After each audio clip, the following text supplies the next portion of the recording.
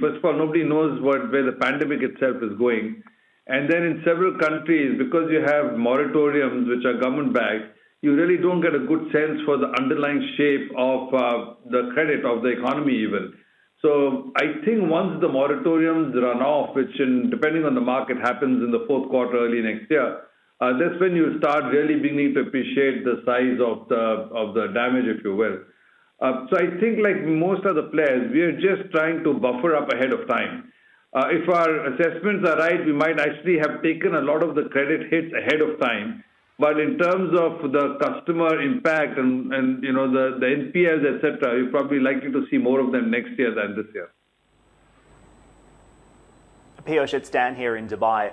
In looking at the numbers here, I mean, second straight quarterly plunge in profit. You've also come forward with another surge in bad debt provisions, net interest margins narrowing around 20 basis points from 3 months earlier, and you're also not paying dividends. So clearly the bank's situation has changed quite significantly from where you were this time last year. I'm curious to get your sense on what the recovery is going to look like. Are you starting to see green shoots in the Singapore economy and the other markets that you do business in, or is this going to be a longer ride than we expect?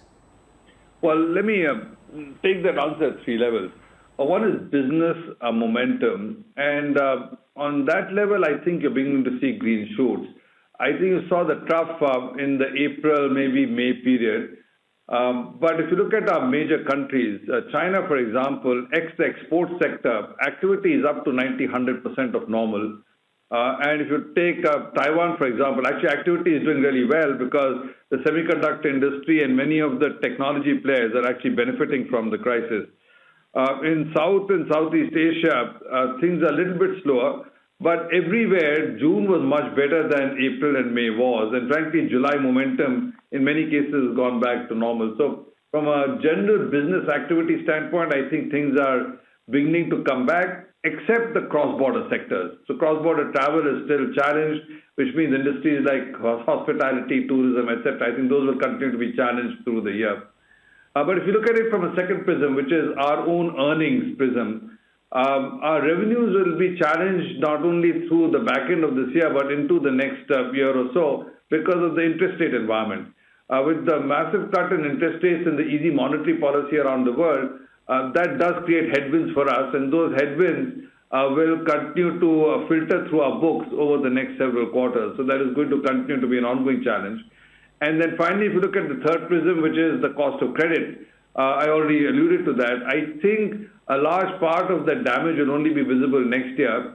If you've called it right, I'm hoping that we will take a lot of the credit costs in our books this year. Nevertheless, we will continue to see the ongoing impact of that next year.